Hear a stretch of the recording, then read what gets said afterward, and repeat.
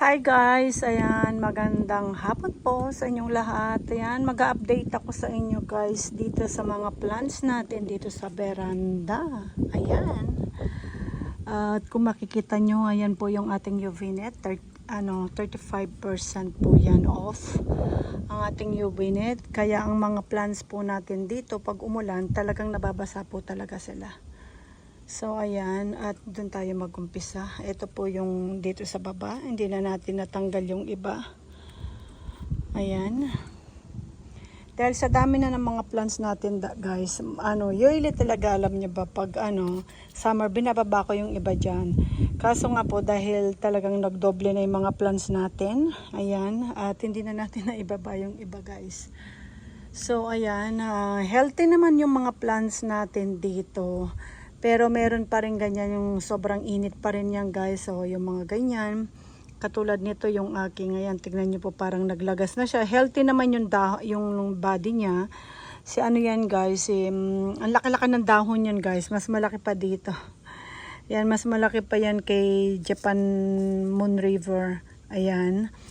Ang laki-laki niyan. Si ano yan guys. Rose Rock Variegated. Ayan. Ang laki-laki ng dahon yan. Kaso isa-isa siyang naggaganyan guys, na susunog or nasa sunburn. Ngayon yung weather natin guys, may parating po kami kasing bagyo. Medyo may hangin at medyo masarap po yung ng hangin guys.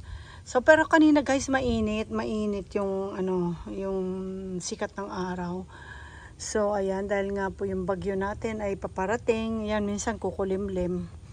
Ayan guys, ito yung mga kung mababalikan nyo yung ating mga video, ito yung mga pinagkakat natin. Ewan ko, 1 taon na ito guys, siguro. Ayan, at yan na po yung mga babies na Tito Buns variegated natin. Ito mga variegated Tito Buns. Ito leaf vibration to guys, na Tito Buns din. So ayan, hinaluan ko yan.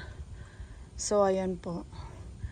Parang nga ito guys parang gusto ko ngang parang hindi maganda yung binutasan ngayon, binilagyan ko ng style kaso parang hindi siya maganda. Parang hindi siya maganda guys. Tignan nyo, marami rin ng mga kasi masyadong maliit ang butas nito. So parang gusto kong i-rearrange ito at gamitin ko sa ibang plants. So mas dadagdagan ko ng butas dyan para may mga maitanim tayo mas maganda. So ayan guys, eto tignan nyo guys, parang pakiramdam ko kamukha ito.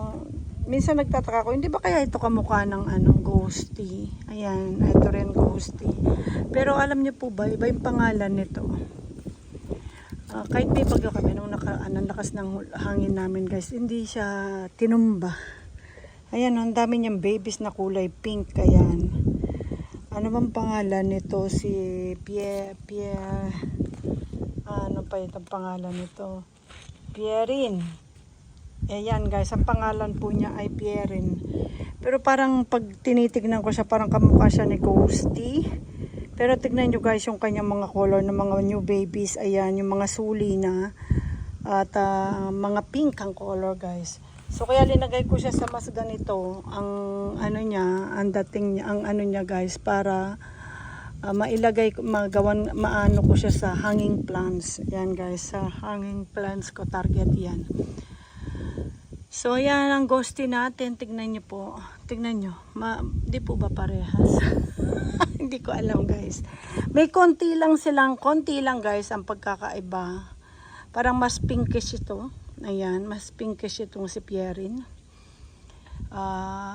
Kaysa sa ating ghosty. So ito ring ghosty na yan guys ay pinagkakat ko yan. Lahat po yan ay mga suli na.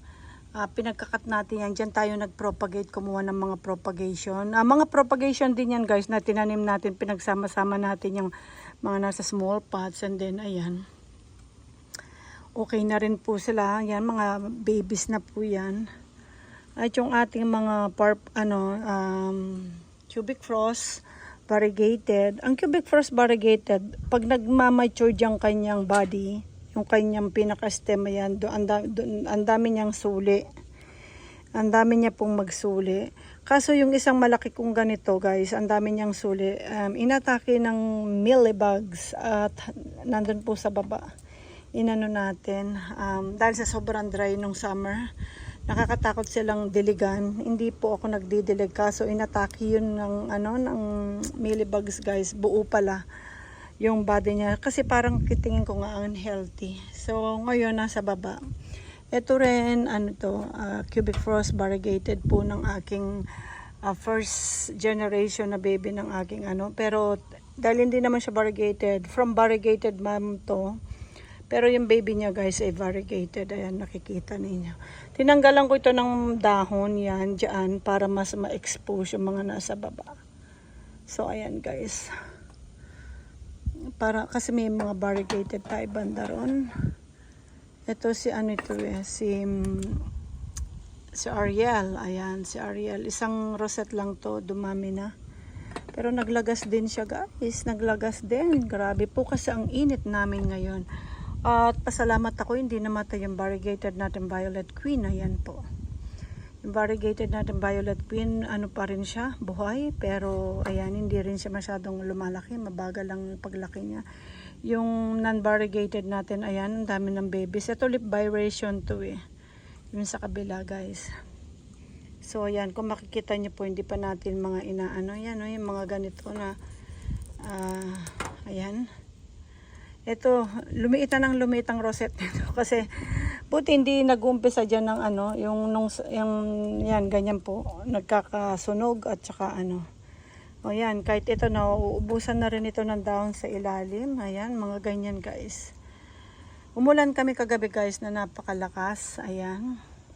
Ito rin ang ating cubic frost. Ayan, may nabubulok din sa gitna. Ayan, may mga babies.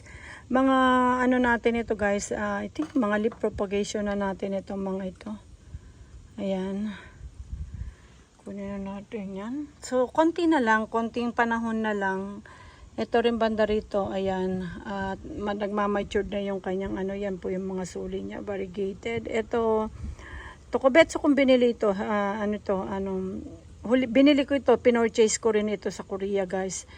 Nung pinorchase ko may konting siya, nawawala yung kanyang variegated, pero yung babies niya, ayan, may lumalabas na variegated. I think $30 din yung binili ko guys. $30. Yung pinakamaganda kong variegated na yung dalawa ay $80 yun each. Maliliit lang guys. Parang ganyan lang ang size niya nung binili natin, pero hindi siya ganun ka-matured. Kaya medyo natagalan ako doon Parang ayan, parang ganyan lang, pero baby siya guys. So ayan. Kasi yon mas maganda yung variegated niya. So pag yan, depende po sa variegated niya. Yung unang bili natin yung akin, yung mga dalawa yun ang medyo mas mahal. Dahil nga po matingkad yung variegated niya nun. Parang ito yun parang ganito. Ayan. Ito rin, I think ito mga leaf propagation ko na ito guys. Ilang piraso ang mga na-perfect din natin sa mga leaf propagation natin, mga unang punla. Ayan. Ayan, yung mga ganyan. Hintayin natin. Ang kasing cubic frost, pag nag-mature, hintayin natin mag-mature. Pag nag-mature talaga yung kanyang stem, talagang marami siyang mag-babies. So, ayan po. Yan ang mga natin dito. At yan ang ating napakatibay din sa sobrang init. Ang ating si white white night, ayan, ito punla ko na ito sa dahon guys, si Ruby Queen, ayan, mga punla natin yan sa dahon. Nag-akyat ako kasi wala pala akong Ruby Queen dito, ang dami kong Ruby Queen sa baba guys. Tignan nyo po yung West Rainbow natin, 5 yan guys, namatay na yung isa, 4 na lang siya, ayan. So, ayan, ito po yung isa nating Romeo. Ayan, another, na rin to. Mga punla natin ng mga yan. Ayan. So, titignan natin kung ano mga variegated na lalabas. Ito mga lip vibration ito ng aking, guys, Lovely Rose. Pero parang nawala. Dati red yan May red siyang guhit yan guys. Nawala na. Ayan, So, kaya pinagsama-sama ko sa isang, lagayan. Dito may ligaw akong ang cubic frost, ayun. Pa rin. So yung iba natin mga variegated, ayan, nandyan pa rin. Nandyan ang gaganda ng mga Tito Buns variegated natin. Ito lip vibration to guys. Another cubic frost. Ayan. Matibay ang cubic frost guys. Wag lang yung sobra-sobrang init tapos biglang mababasa sila and then konti lang. Ay naku guys. Grabe. Ayan ang aking mga purple delight. Ayan, ang mga purple delight din. Meron ding mga sumusuko pa minsan-minsan. Meron tayong mga nalaglag na dahon sa baba na tumutubo rin variegated. Meron ako ritong nalaglag guys na isang dahon. Ayan, variegated siya. Purple delight yan guys. Ayan. So, ayan. Yung iba tinanggalan ko na ng dahon dito sa bandang baba guys. Itong mga nandito. Dahil sobrang init nung nakaraan, talagang nakukulob yung init. So, baka mamatay. So, para magkaroon ng circulation, tinanggalan ko po ng mga dahon yan. At ayan, linagay natin sa ating purple delight fountain. Doon natin pinapatubo. Para maging mix yung fountain natin sa baba. So ayan, lang mga yan din ay mga cuttings na natin, nakat na mga suli na rin po yung mga yan guys. So yung mga pinagkakat natin dyan, nasa baba po na nakahang, na talagang mga legi na rin sila. So ayan, kaya tayo nakapagpadami ng Chichobans variegated kasi gustong gusto ko siya guys, dahil po napakaganda niya. So, okay lang din po siya sa summer. Ayan. Kahit po yung mga nandun natin. Ayan. Mas matatingkad ang color ng mga nandun natin. Another cubic frost variegated. Ayan. Ito guys, isang lang to. Isang ulo lang. Ito suli ito guys. Hindi ko na tuloy alam kung suli ba ito o ano. Ayan guys. So, suli. Ay, hindi ito suli. Punla ito sa dahon guys. Na isang, nagtatlo siyang head. So, yung isang napakaganda ng variegated niya. Ayan. Kasi linagay ko na lang siya sa isang ganyan guys, ayan. Napakaganda rin ito si cherry rose ba ito guys, ayan si cherry rose, napakaganda.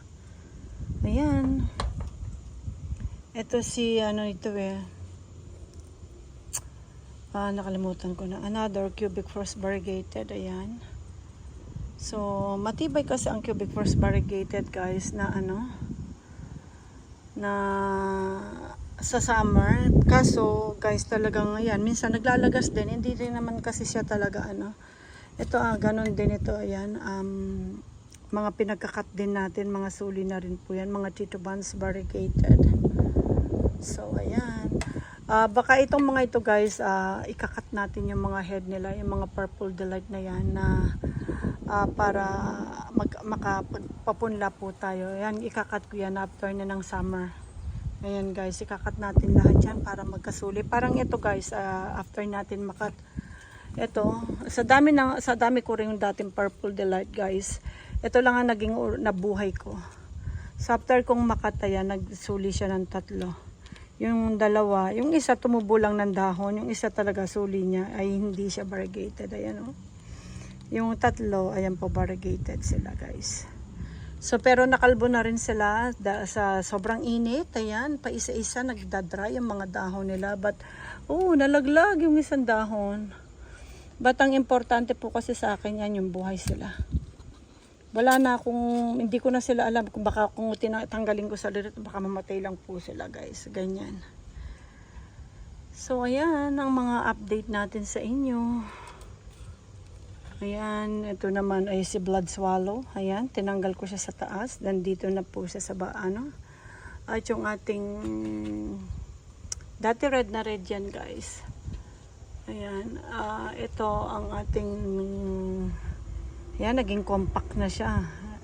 Ito guys pinagkakat ko na ito, mga suli na lang ito pero yung mga pinagkakat ko guys nag-damage dahil sobrang init. Hindi naging perfecto yung iba. Maraming namatay katulad yan. Ito lang ang meron ako. Wala na guys ang blue jelly beans to guys. Ayan. So ang ating Monroe crested yan guys. Namatay yung crested. Yung crested sensitive talaga. So ayan po yung mga plants natin dito na hindi natin ma-control na. So sana hoping na makarecover na sila ng gusto, dahil nga po papatapos na yung ating summer. Dahil grabe guys, ang init ng summer namin. Tignan nyo yung aking galing ito sa taas, baba rin ito guys, namamatay din siya sa baba. Si crested, natin ito, si crested ratam. Ayan. Hindi ko alam kung kakayanin niya yung dito. Ayan, naglalagas din siya dun sa taas guys. Hindi ko na alam kung asan ko sila ilalagay sa sobra pong init. Ayan. So, ayan po. So, marami ako ritong inaalagaan, na cubic forest variegated guys. Ayan, kahit maliliit pa sila, ay kaya nila yung init. Ayan. Ayan yung mga yan. Buhay pa sila guys. Buhay na buhay pa. So, ayan po. Hindi ko alam, saan kaya yung isa kong mas maganda ang variegata. Ito yun dati, last year. Pero tignan nyo guys, yung variegated niya parang medyo nag-light na. Ayan. Nag-matured. Parang yun, the more na nagmamatured na mawala yung niya. Pero yung suli niya guys, yung mga suli niya, ang dami niya, dami na niyang mga suli. Last year, ito yung maganda ang color. Parang ganyan din. Ganyan din siya guys. Tapos yan, nag-darker na siya. So, ayan na po. Pero marami na siyang suli. So, ayan. Sa suli na naman tayo babawi. At hindi sila sa suli guys. Magaling silang magsuli. So, yung mga nandito, tignan nyo guys. Ayan. Gold dito eh. Ito ang color nito ay gold dry na dry. Grabe. Ayan. Pag winter ito, nag-gold yellow yan. So, marami rin tayo ngayon. Yung mga ganyan, naglalagas guys. Ayan.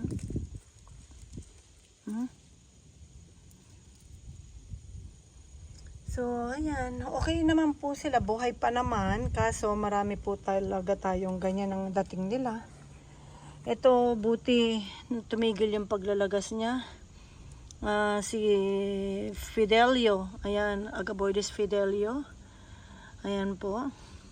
Ayan hindi pa rin nawawala yung mga nagaganyan-ganyan. Tingnan nyo guys, naubos na yung dahon niya. Hindi lumalaki si dark chocolate. Ayan, ang ating dark chocolate. Ako si Tipi, nawala na. Ayan na. Mamaya ko na lang kailinisin. Lagay ko lang muna dun. Ay, ayan na guys. So, ayan lang po ay tayo ay nag-update lang.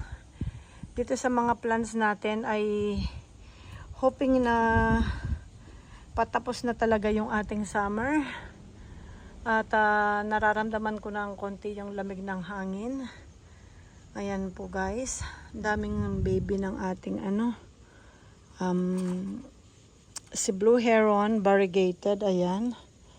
So, sana makarecover siya. Ang ganda nito nung spring. Grabe guys. Oh my gosh. Talagang yan. Kasama po yan sa ating pag-aalaga. Talagang wala po tayong magagawa dyan. Wala po tayong magagawa. Ayan. So, ayan guys. At ganyan po talaga. Ito, paubos na rin yung dahon niya. Variegated natin ng si Opalina. Ayan. Dati ang daming dahon yan sa baba guys. Ayan, pa isa-isa na nabubulok. Pero okay naman yung body. Chinya ko kasi yung body niyan guys. Okay naman. So siguro nga po sa sobrang init at pag nabasa and then tignan nyo ito guys. Ang napakatibay. Hindi masyadong nababasa. Nauulanan guys. Ngayon medyo nakabuka siya. Pretty and pink guys. Mga pretty and pink natin na pinagkakat ito sa baba. Ayan yung mga nasa ground natin sa lupa. And then linagay natin sila dyan. Ayan na po sila. So magit isang taon na rin itong mga ito dito. So matibay sila guys. Kahit hindi sila masyadong naulanan, natutubigan. Ayan. Kahit ito lumaki na. Maliit lang ito guys. Nang ko. Ayan. Yung para siyang stone. Maliit lang ito. Nakinuha ko lang yan sa aking isang alulod na na nakabitin. At ayan na po siya. Malaki na. Nag-matured na. So ayan guys. Ayan lang po. Dito ako natutuwa sa kanyang mga babies. At napakatibay niya. At hindi siya talaga kahit ng malakas na hangin ng nakaraan. Hindi siya nahuhulog. So, ayan guys. Thank you so much guys for watching. At sa mga bago po nating subscribers, hello po. At salamat po sa tiwala. At ayan po, ayan, patuloy ko kayong i-update guys. At hindi po tayo masyado talagang nakakapag video talaga sa labas. Dahil nga po guys, talagang sobrang init. At ayun po, yung pagdating naman ng hapon, na ganun din po maalinsangan na maraming lamok na ang dami pong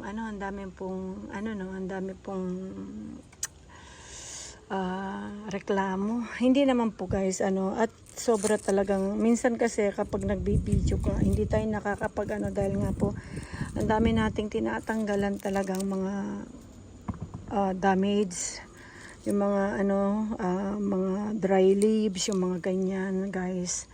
So ayan, busy tayo at minsan talaga nakakatamad po talagang lumabas sa garden pag mga mga hapon lang po tayo mga nakakapag mostly nakakapag check, pero hindi ganun katagal. So pag ganun ay nagche-check tayo ng mga plants kung alin ang mga nasa sunburn, hindi kinakaya, ayun lang po. So, hoping at tayo ay magbabansay tayo talaga. Magpapasalamat tayo ng gusto at tayo ay nakarecover dito sa summer itong mga plants natin. Kaya nga po ang summer namin talaga, ang masasabi ko sa ating mga plants, matira ang matibay. Guys, talagang super dami ko rin pong namatay. So, kaya keep propagating lang tayo. So, sabi ko nga po, marami na talagang variety. Pero marami akong namatay na variety. Iba-ibang variety guys. So, ang inaano ko, yung mga matitibay dito sa aking garden, like itong mga talagang cubic frost na yan, isa na yan sa target ko na napakagaling nilang magbibigay ng babies. Kaso nga lang po yung isang mother plant ko talaga na napakadaming babies, sa sobrang dry niya, nandun siya sa pwesto na yon. Kaya pala non-moving yung mga niya, unhealthy, parang nakikita ko. Ang daming langgam na umiikot. So, pag mga ganyan kasing may langgam na umiikot guys, ay tsakin na ninyo na may aphids. Pagtingin ko guys, buti na ewan ko sana masasalba natin. Pinagtatanggal ko silang lahat at ayan po, naka-spray sila. Yung body nandun pa rin, tinira ko lang guys yung body at kinuha ko lahat ng babies. Na mga babies ay halos ganito na sila kalalaki guys. So kinuha ko lahat na inisprayan ko at hoping na makasurvive ang mga yon.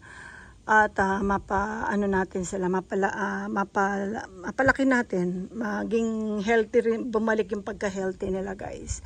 So ayan lang po at thank you so much guys for watching at sa pag-antabay niyo po lagi sa ating mga videos. Thank you so much guys. Ayan. At guys, alam niyo ba ito, pag medyo na po talagang kumilimlim na, hindi na wala nang summer, tatanggalin ko na ito kasi mas gusto ko yung makuha nila ng direkta yung lamig ng hangin at tamang sikat ng araw sa kanila. Pag ito, summer ko lang inilalagay talaga itong net na ito. And then the rest niyan ay o-open ko na muna sila. Then next time na maglalagay tayo ay pang winter naman. So ganun po ang ating rito. At ang ginagawa naman natin guys ay masaya naman po para sa mga halaman natin. At masaya naman po nating ginagawa yan. At yung talagang natin yung pag-aalaga sa kanila. So talagang very challenging talaga yung pag-aalaga sa kanila. Pero grabe naman po yung binibigay nilang saya. Yun naman po, doon naman sila bumabawi sa atin, yung pagbigay nila ng saya sa mga kulay na pinapakita nila sa atin. Katulad yan guys, ayan, kita mo lang yan, matutuwa ka na. So guys, ayan, kaya gustong gusto ko si cubic frost kasi ganyan po siya, yung ating variegated. Kaya sabi ko nga po, recommended kung makapagpa kayo ng isang variegated na maganda at makapagpa mother plant ng isa. At kasi po, pag nag-propagate, ang dami, mapa-baby, hindi ho lahat tumutubong variegated. Pero kahit hindi siya minsan variegated yung kanyang tubo, may posibilidad na tumubo ng variegata ang isang hindi variegated. Kasi yung galing siya sa mother plant na variegated. Yan, katulad nga po yung sabi ko sa inyo, yung nandoon hindi variegated, yung tinanim natin doon. Yan, talagang dalawang suli siya guys, ang niya, ang ano niya, tinanim ko lang siya ng ganyan at tingnan nyo yung tumubo pong baby sa kanya ay mga barigata. So ayun lang po guys, thank you so much for watching and have a good day po sa inyo lahat. Bye guys, thank you so much.